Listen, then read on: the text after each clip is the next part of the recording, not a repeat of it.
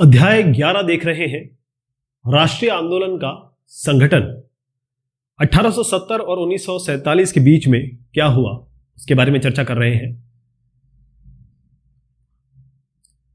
जन राष्ट्रवाद का उदय। जन मतलब होता है आदमी, इंसान, लोग। राष्ट्रवाद मतलब है राष्ट्र से प्यार, राष्ट्र के प्रति आपकी एक भावना, जिसे हम नेशनलिज्म कहते हैं, राष्ट्रवाद कहते हैं। तो कैसे ये जन राष्ट्रवाद, पब्लिक नेशनलिज्म, ये कैसे हुआ, क्या हुआ इसका, ये शब्द कैसे कॉइन तो पहले हो गया होगा, लेकिन कैसे ये प्रचलन में आया। तो हुआ ये कि 1919 इसके बाद जो हम आंदोलन के बारे में बात करें, क्योंकि संघर्ष तो चल ही रहे थे, तरह तरह के संघर्ष हमने डिस्कस किए, और ये जो संघर्ष थे, ये जो लड़ाइयाँ थी, खिलाफत थी, या फिर कहें कि सरकार के प्रति एक भावना थी, वो तो किसी न किसी तरीके से निकल के आ रही थी, लेकिन वो छोटे पैमाने पे थी।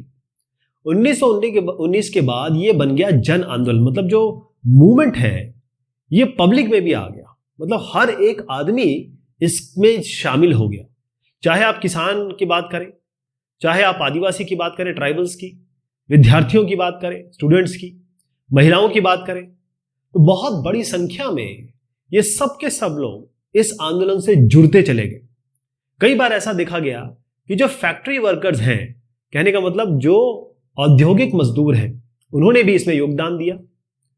फिर क्या हुआ कि जैसे अगर कांग्रेस है, इंडियन नेशनल कांग्रेस, अब इनको अगर फंडिंग मिलने लगे, पैसा मिलने लगे, या फिर उनको सपोर्ट कोई करने लगे, तब इनका लेवल बढ़ जाएगा। जैसे अगर आज आप भारतीय जनता पार्टी को देखते हैं तो इनको जो चंदा मिलता है वो बड़े बड़े व्यवसायियों से मिलता है, और उसी कारण ये पार्टी इतनी बढ़िया बन गई है।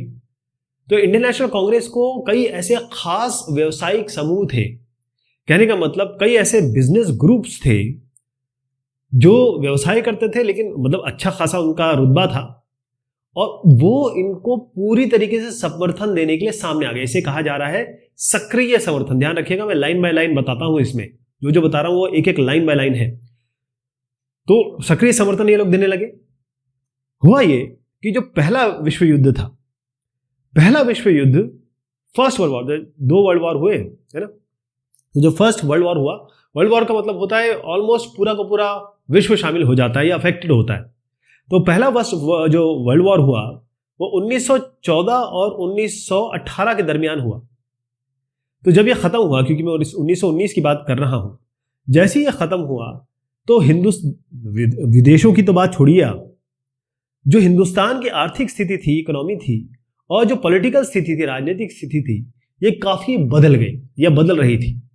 ये हुआ ये था कि क्योंकि ये लड़ाई चल रही थी, या ये लड़ाई उसके बाद के जो आफ्टर इफेक्ट्स थे, तो ब्रिटिश रूल या ब्रिटिशर्स ने इस लड़ाई के कारण, इस वॉर के कारण काफी सारा पैसा इसमें जाने लगा था, क्योंकि अब उन्होंने खर्चा बढ़ा दिया कि भाई अगर एक बंदूक ये बनाते थे या पैदा करते थे या खरीदते थे, तो अब ये 100 खरीदने लगे। इसका मतलब ये है कि इनका जो रक्षा व्यय था, मिलिट्री के लिए जो इन्वेस्टमेंट था या उस पर जो एक्सपेंडिचर था, वो बहुत ज़्यादा बढ़ गया। अब इसको ये कहाँ से लाया जाए, अंग्रेज कहाँ से लाएंगे, वो तो आपकी जेब से निकाल रहे थे। वो तो वहाँ के जो ब्रिटिश ऑफिशियल थे वो भी यहाँ से पैसा कमा के भेज रहे थे अपने घर। तो इन्होंने क्या किया, ब्रिटिश रूल ने ये रक्षा व्यय बढ़ाने के लिए, मतलब जो एक्सपेंडिचर बढ़ाया, उसके लिए क्या किया इन्होंने कि जो इनकम टैक्स था, मतलब एक आम आदमी की जो तनख्वाह थी, इसके अलावा जो ट्रेडिंग टैक्स था, उसको बहुत, उस पर जो मतलब जो टैक्स लगा रहे थे ना, ये जिसे हम आज के ज़माने में इनकम टैक्स या फिर तमाम तरीके के लिए डायरेक्ट टैक्स, इनडायरेक्ट टैक्स कहते हैं, वो सब इन पे लगा दिए। उससे क्या हुआ, जब आप टैक्स लगा देंगे और ये सैनिक व्यय में इतना ज़्यादा खर्चा हो गया, तो भाई सीधी सी बात है कि जो ज़रूरी सामान है, बहुत बेसिक जो सामान है, उनकी कीमतों में बहुत उछाल आ गया, यानी कि वो बड़ी महंगी हो गई, सारी चीज़ें महंगी हो गई। तो जब ये महंगी सारी चीज़ें हो जाती हैं, तो जो आम पब्लिक है उस पर एकदम डायरेक्ट असर होने लगा, इसका जिंदगी बड़ी मुश्किल हो गई। ठीक, और इसमें क्या हो रहा था कि चलिए आप ये आम आदमियों की बात कर रहे हैं, लेकिन मैंने आपको बिजनेस ग्रुप के बारे में बात कही। कई ऐसे बिजनेस ग्रुप थे, कई ऐसे व्यवसायिक समूह थे जिनको मुनाफा हो रहा था। अब आप बोलेंगे एक जगह तो आप कह रहे हैं कि भाई इनको ये महंगाई हो रही थी, इनकम टैक्स लग रहा था, ट्रेड टैक्स लग रहा था, यहाँ कईयों को मुनाफा भी हो रहा था। और मुनाफा कैसे हो रहा था, सोचिए, जब एक वॉर होता है तो उस जमाने में एक तो बोरों की जरूरत पड़ रही थी, जूट से बने बोरे, कपड़ों की जरूरत पड़ रही थी, इसके अलावा पटरियों की जरूरत पड़ रही थी रेल वगैरह के बिछाने के लिए। ठीक, तो इतनी सारी चीजों की जब जरूरत पड़ रही थी तो जो जो कंपनियां, जो जो बिजनेस ग्रुप, व्यवसायी वो ये बनाते थे, उनको तो जबरदस्त तरीके से काम मिला कि भाई ये बनाइए। और जो हिंदुस्तान में चीजें आ रही थी, इंडिया में जो चीजें आ रही थी, आयात हो रहा था, वो इस जमाने में एकदम ऑलमोस्ट गिर ही गया, खत्म ही हो गया एक तरीके से। ठीक, तो ये तो कह सकते हैं कि भारतीय उद्योग में विस्तार हुआ, इसमें कोई शक नहीं है। और फिर जब ये एक बिजनेस ग्रुप ये बड़ा हो जाएगा, इसको पैसे मिल जाएंगे, छोटा ग्रुप होगा, बड़ा हो गया क्योंकि इसको बहुत सारे अवसर, बहुत सारा इसको पैसा मिला। तो इन्होंने क्या किया, बिजनेस ग्रुप जब एक स्ट्रांग हो गया, जब एक व्यक्ति स्ट्रांग हो जाता है, एक ग्रुप स्ट्रांग हो जाता है, एक एसोसिएशन स्ट्रांग हो जाता है, तो फिर वो आगे मांग करता है, वो आगे के अवसरों की मांग कर रहे थे। इसलिए आपको याद होगा शुरुआत में मैंने बताया कि इंडियन नेशनल कांग्रेस, जो कांग्रेस है, इसको खास व्यवसायिक समूह समर्थन देने लगे एकदम सक्रिय, क्योंकि जो मैंने आपसे उस बैकग्राउंड में कहानी बताई वो कारण ये था कि भाई वो बड़े हो गए वर्ल्ड वॉर के कारण, और फिर अब उनके पास इतनी पावर आ गई, वो इनको फंड भी करने लगे और उनसे कहा भी जाने लगा कि भाई हमारे लिए आवाज उठाओ आप। ओके, अब क्योंकि ये वॉर हो चुका था और अब अंग्रेज देख चुके थे कि इस वॉर में क्या हुआ है। आप मुझे बताएंगे ये वॉर कौन सी दो पार्टी के बीच में हुआ था? अगर अभी आप बताएंगे तो जरूर मुझे अच्छा लगेगा, वैसे मैं अगली बार डिस्कस करूंगा इसको। तो हुआ ये कि यहां पर अब सेना तो उनको बढ़ानी थी, है ना, तो जब मान लीजिए ये 2 लोग रखते थे, अब ये 5 रखने लगे, तो इसका मतलब सिपाही की भर्ती कहां से होगी? तो सिपाहियों की भर्ती कहां से होगी? इन्होंने, ऐसा हर आदमी तो सिपाही नहीं बनना चाहता ना, हर आदमी तो नहीं चाहता कि भाई मैं सिपाही बन जाऊं, क्योंकि इसमें मरने का खतरा रहता है, और उसमें तनख्वाह भी वो वैसी नहीं दे रहे थे जैसे आजकल के ज़माने में। अगर आप किसी भी आर्मी मैन को देखें, किसी भी डिफेंस पर्सनल को देखें, तो इतनी बढ़िया नौकरी है, हर आदमी आर्मी या डिफेंस में जाना चाहता है, हर आदमी। उसका कारण ये है कि भाई उस जमाने में लोग जाना इतना अच्छे से, इतनी मतलब इतनी चाह नहीं थी, तो इनको प्रेशराइज किया गया, गांव में प्रेशराइज किया गया कि भाई तुमको भर्ती करनी। और फिर क्या हुआ कि जैसे मान लीजिए ये रिक्रूट भी हो गए, ये सब सिपाही बन गए। तो जब सिपाही बन गए तो इनको मोर्चों पे भेज दिया जा रहा था, अलग अलग मोर्चों पे, कि भाई तुम यहां लड़ लो, तुम यहां लड़ लो, और पूरे पूरे विश्व में यहां लड़ लो, वहां लड़ लो, बस आदमी को उठाया जाता था, भेज दिया जाता था। अब एक आदमी यहां आया, ठीक है, वो लड़ लिया, लेकिन जो समझदार लोग हैं वो तो समझेंगे, यार एक बात बताओ, मैं हूं इंडियन, ठीक, मैं लड़ रहा हूं यहां पर बर्मीज से, बर्मा वाले लोगों से, मैं हूं इंडियन, यहां पर मैं लड़ रहा हूं, मान लीजिए एग्जाम्पल ले लेता हूं जर्मन से, ये क्या बात हुई? चलिए, मैं इंडियन हूं, जर्मन को मार रहा हूं या जर्मन से लड़ाई कर रहा हूं, और उसके बाद जो सारा फायदा हो रहा है वो ब्रिटिश कमा रहे हैं, और वो हम पे यहां अत्याचार भी कर रहे हैं। मतलब जो हमारे लिए बुरा कर रहे हैं, हम उनके लिए किसी और को साथ लड़ाई कर रहे हैं। तो यार ये तो ईना चौल बे, तो सही नहीं। उनको समझ में आ गया। तो जब ये लौटे तो इनको समझ में आ, क्योंकि अब इनको समझ में आ गया था कि मैं ये इसलिए आपसे जानना चाहता हूं कि कौन कौन सी शक्तियां, कोई 2 देशों के बीच में लड़ाई नहीं हुई थी, एक ग्रुप 2 ग्रुप में लड़ाई हुई थी। मतलब ये एक ग्रुप था, ये दूसरा ग्रुप था, उनके बीच में टक्कर हुई थी।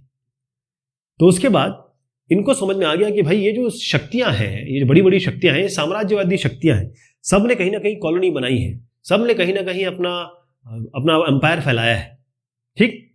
तो जब ये लौटे तब इनको समझ में आया कि असली में ये कर क्या रहे हैं, जो बड़ी शक्तियां हैं, या तो ये एशिया वालों का, या तो ये अफ्रीका वालों का, ये जो गरीब लोग हैं, जो थोड़े पिछड़े हैं, उनके साथ ये किस तरीके से एक्सप्लॉयटेशन कर रही है, शोषण कर रही है, उनको दबा के उनसे काम लिया जा रहा है, ना उनको प्रॉपर पैसा दिया जा रहा है, ना उनको इज्जत दी जा रही है, और हमारा देश ऑलरेडी उन्होंने खराब कर रखा है ना। तो बेसिकली जब ये लौटे तो इन्होंने कहा ना बाबा ना, ये ब्रिटिशर से हम तो नहीं बात, हम तो इनका विरोध करेंगे भाई, हम इनसे वही जो सब लोग कर रहे थे उसमें ये शामिल हो गए। इनको समझ में आ गया था। अब यहां पर आप देखिए, ये जो वर्ल्ड वॉर का चित्र मैंने दिखाया है 1914 से लेकर 1918, यहां पर एक चित्र दिख रहे हैं, यहां पर आपको एक साहब दिख रहे हैं, इसका नाम इनका नाम बताइएगा मुझे, बहुत इंपॉर्टेंट नाम है ये बहुत बड़े रिस्पॉन्सिबल थे।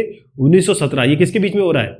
1914 और 1918 के बीच में, यानी कि जो प्रथम विश्व युद्ध चल रहा है उसी के बीच में रशियन क्रांति हुई, रशियन रेवोल्यूशन इस जमाने में हुआ, रूस की क्रांति, बहुत बड़ी घटना थी।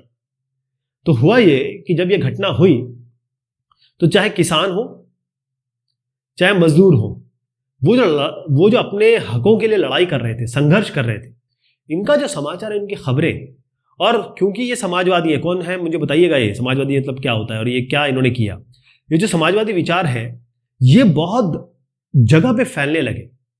तो जो इंडियन नेशनलिस्ट थे उनको एक तरीके से नई प्रेरणा मिल गई। तो यहां पर आपने देखा कौन कौन लोग कैसे कैसे शामिल हुए और कैसे उनमें जनभावना आई जन राष्ट्रवाद के लिए। इसी तरीके से जन राष्ट्रवाद का उदय हुआ। सबसे बड़ी जो कहानी है, सबसे बड़ी जो हमारे स्वतंत्रता आंदोलन में हुआ वो था कि महात्मा गांधी की एंट्री हुई। जैसे आप देखते हैं ना कि पिक्चर 2 घंटे की होती है, आधा घंटा निकल जाती है और उसके बाद आधे घंटे बाद हीरो की एंट्री होती है और फिर उसके बाद केवल हीरो नजर आता है। कुछ इस तरीके से ही गांधी जी की एंट्री हुई और गांधी जी ने फिर जो किया वो तो आप देख ही रहे, स्वतंत्रता दिला दी, है ना। तो महात्मा गांधी जी का एंट्री कैसे होती है। गांधी जी जब 46 ईयर्स के थे, 46 साल के हो चुके थे, 1915 में, फिर से देखिए ये 1914 से 1918 के बीच में है, यानी कि फर्स्ट वर्ल्ड वॉर के बीच में ही आए। ये आए साउथ अफ्रीका से, ये साउथ अफ्रीका में थे, कई जगह गए साउथ अफ्रीका में, ये बैरिस्टरशिप करते थे, यानी लॉयर का काम करते थे। अब साउथ अफ्रीका में ये वहां से वापस लौटे। बेसिक ये था कि वहां पर ये देखिएगा गांधी जी इन साउथ अफ्रीका, तो ये क्योंकि काले थे, ब्राउन कह सकते हैं आप, उनके हिसाब से तो काले ही हुए हम लोग सब लोग, है ना, अगर गोरों के हिसाब से देखें तो वहां पर जो अपार्थेयड है यानी नस्ल भेदी, नस्ल के हिसाब से भाई कि तुम्हारा क्रीड क्या है, नस्ल क्या है, काले हो गोरे हो, स्किन कलर क्या है, स्किन कलर के हिसाब से मतलब आपकी त्वचा के रंग के हिसाब से पाबंदियां लगी हुई थी। तो ये वहां पर इस नस्ल भेद के खिलाफ गांधी जी, यहां पर आप देखें, इनका चित्र दिखाता हूं, बड़ा मजा आएगा आपको देख के कि वो कैसे दिखते थे पहले।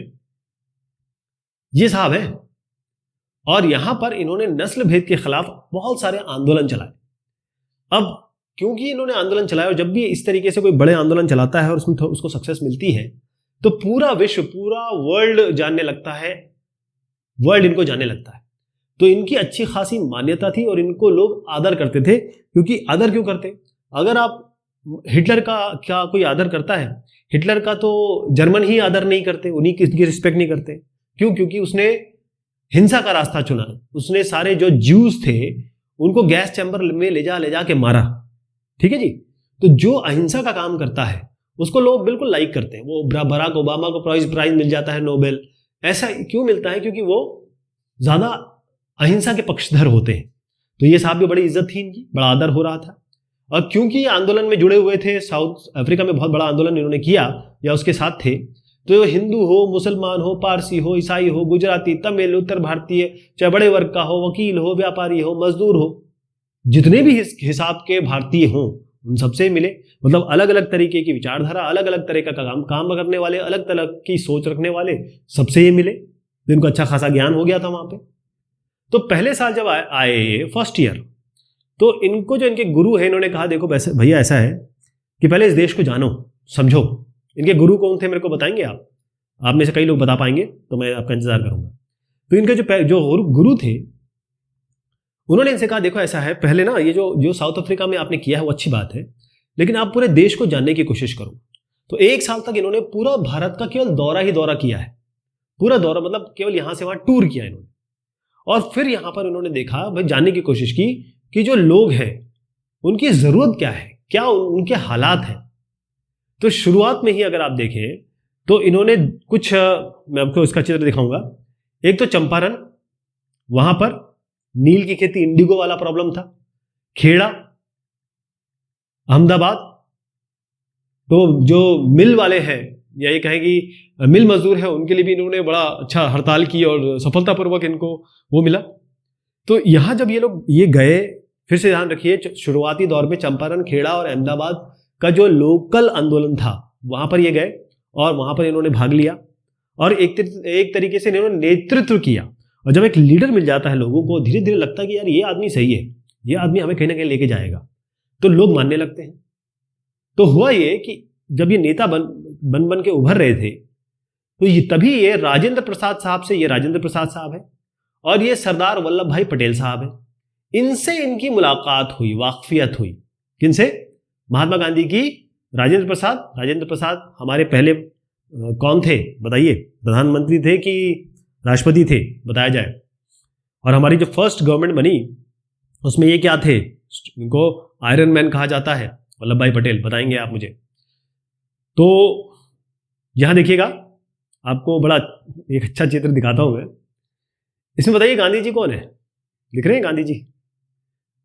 कई लोग इनको समझेंगे, लेकिन वो ये है, गांधी जी ये है। देखिएगा, ये जो 1895 में इन्होंने ये किया कि जो नस्ली भेदभाव हो रहा था उसके लिए एक नटाल कांग्रेस बनाई। ये बहुत इंपॉर्टेंट है, पूछा जाता है कि उन्होंने साउथ अफ्रीका में क्या बनाई, तो नटाल कांग्रेस, नेटल कांग्रेस, इसकी स्थापना की। और यहां पर ये जो लोग बैठे हैं उनके साथ उन्होंने, यहां पर ये साहब है, और बहुत बढ़िया काम किया। अब इनके मूवमेंट की जगह दिखा देता हूं, और हमको इससे भी आइडिया भी लगना चाहिए कि कहां क्या क्या मूवमेंट हुए। तो ये जो अलग अलग मैं सेंटर्स दिखा रहा हूं या केंद्र है जहां पर हिंदुस्तान का स्वतंत्रता आंदोलन बहुत एक की पॉइंट्स के तरह उभरा। तो 3 जो मैंने नाम लिए वो ये है चंपारण बिहार, खेड़ा और अहमदाबाद, ये तो खैर गुजरात में। दांडी तक इन्होंने मार्च की, वो भी अभी बताऊंगा मैं आपको। चौरी चौरा में एक बड़ा भयंकर कांड हो गया था, उसको भी बताएंगे, जिसके कारण एक आंदोलन को पूरा वापस लेना पड़ा। अमृतसर, अब जलियांवाला बाग कांड कहां हुआ ये भी आपको बताना है मुझे। अभी वो आ रहा है, वैसे अभी मैं बताऊंगा आपको। तो अब बात करते हैं रॉलेट सत्याग्रह। रॉलेट कौन थे साहब? एक बंदे हुए, उनका पूरा नाम जो है उसमें रॉलेट जुड़ता है, ठीक है। तो 1919 में हुआ ये कि अंग्रेजों ने एक कानून पारित किया, उसको कहा गया रॉलेट एक्ट। और ये रॉलेट एक्ट ये था कि जो भी तुम भाई ये जो सत्याग्रह शुरू किया है इसको बंद करो यार, खत्म करो। ये लोग तो सत्याग्रह कर रहे हैं, मतलब सत्य का आग्रह कर रहे हैं, मतलब जिसे कहते हैं हमारे लिए जो जस्टिफाइड चीज है वो हमें दे दो, हमारे अधिकार हमें दे दो, यही तो सत्य का आग्रह होता है। तो रॉलेट जब कानून आया तो इसमें यह कहा गया, वैसे रॉलेट एक्ट अलग ही था, मैं आपको बता रहा हूं कि रॉलेट एक्ट के खिलाफ भी सत्याग्रह हुआ, ठीक है जी। अब सत्याग्रह हुआ तो गांधी जी ने कहा भाई ऐसा है कि ये रॉलेट एक्ट के खिलाफ सत्याग्रह करो। और रॉलेट एक्ट में मेन ये चीज थी कि जो मूलभूत अधिकार थे उसको अंकुश लगाने की कोशिश की, यानी जो फ्रीडम ऑफ स्पीच है, एक्सप्रेशन है, उसको एक तरीके से बंद करने की कोशिश की और पुलिस को ज्यादा अधिकार देने की कोशिश की। तो इसमें यह था कि कोई भी आदमी अगर ब्रिटिश को इन पे शक होता है, ब्रिटिश रूल को, या फिर ये कोई ऐसा लगता है कि ये ब्रिटिश राज के खिलाफ काम कर रहे हैं, जैसे आजकल आप देखिएगा यूएपीए एक्ट वगैरह सब लग रहा है, हाँ बच के रहिएगा। तो ये जो है, अगर कोई भी ऐसा काम करता है, यार इनकी नजर में ऐसा कोई काम करता है, तब क्या करेंगे?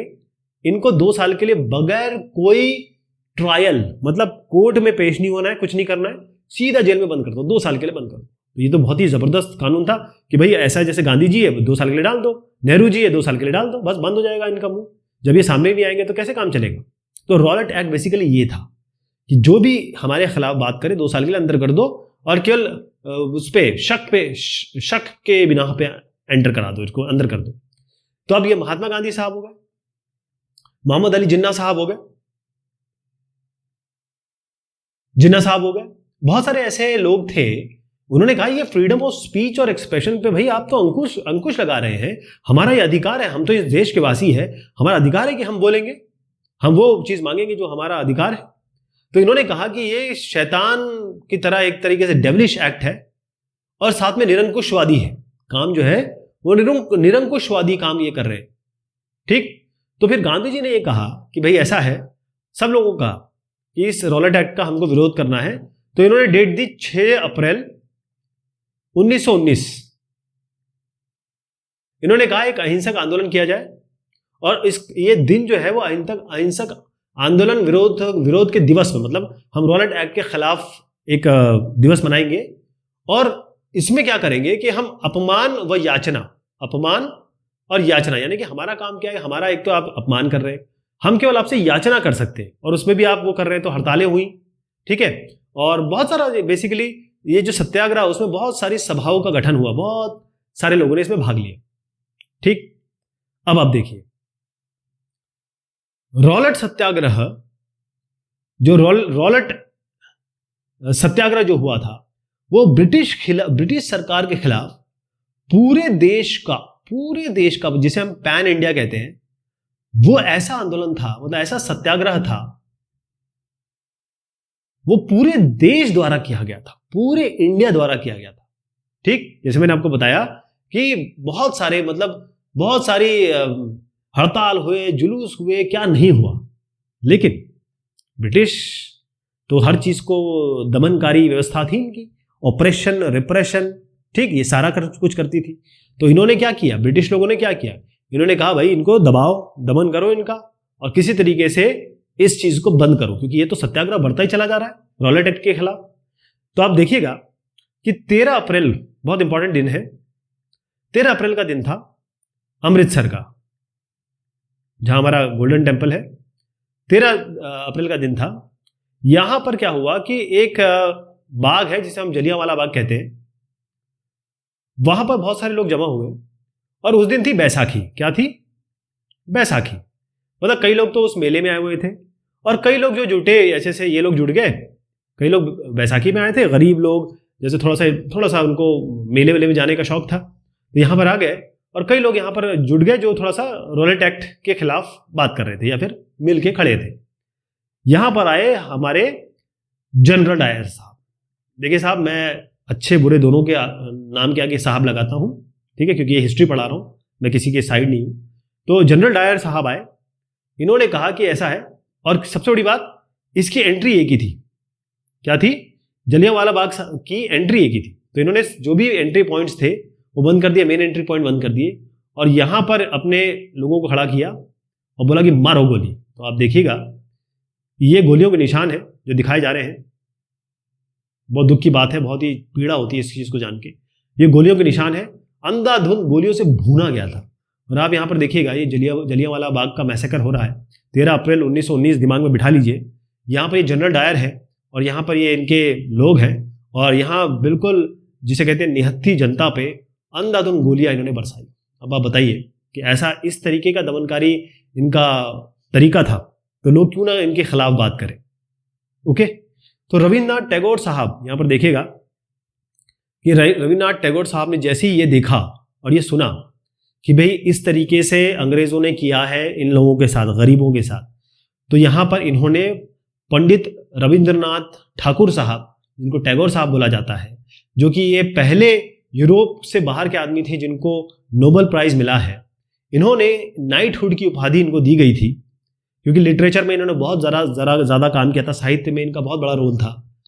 तो इन्होंने जो जलियांवाला बाग मैसेकर है उसके विरोध में जो नाइटहुड की इनको उपाधि दी गई थी वो इन्होंने वापस कर दी। तो आप देखिएगा कि नाइटहुड का मतलब ये है कि जो ब्रिटिश राजा रानी है वो अगर किसी आदमी को उन्होंने देखा कि इसने ज़बरदस्त सफलता हासिल की है, मतलब खुद तरीके से, व्यक्तिगत तरीके से, और बहुत बढ़िया जनसेवा कर रहा है, उसके लिए उसको नाइटहुड की उपाधि दी जाती है, वो इन्होंने वापस कर दिया। यहाँ पर एक और चीज़ मैं आपको बताना चाहूँगा कि वो इलाका है, वो परिसर है जहाँ पर अंधाधुंध गोलियां चलाई गई थी।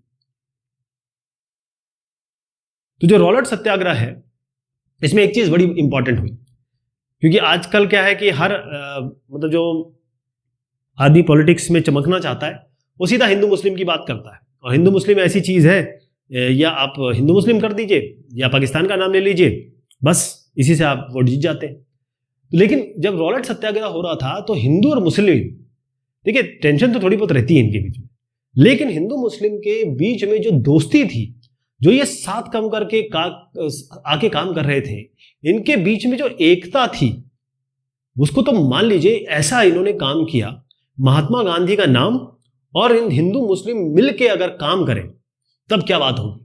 तो सभी लोग जितने, क्योंकि महात्मा गांधी जी ये कहते थे ये देश किसी अकेले का नहीं है, चाहे आप 81% हिंदू मान लीजिए, लेकिन यहाँ मुसलमान हैं, पारसी हैं, यहाँ सिख हैं, यहाँ जैन हैं, यहाँ क्रिश्चियंस हैं, हर आदमी का हर एक धर्म का, हिंदू मुस्लिम ही नहीं, सारे धर्मों का लोग का एक समूह है। और इस देश की सबसे बड़ी खासियत यह है कि यूनिटी इन डाइवर्सिटी, तो ये बात उन्होंने कही। ठीक, तो ध्यान रखिएगा, एकता यहां से परवान चढ़ी है। अब उसके बाद बात आती है हमारे खिलाफत आंदोलन की और असहयोग आंदोलन की। तो इसमें हम देखेंगे कि कैसे चौरी चौरा अभी हुआ और क्या बात थी ये, तो इसकी हम चर्चा करेंगे अगली बार। तब तक के लिए शुक्रिया, मेहरबानी आप सभी की।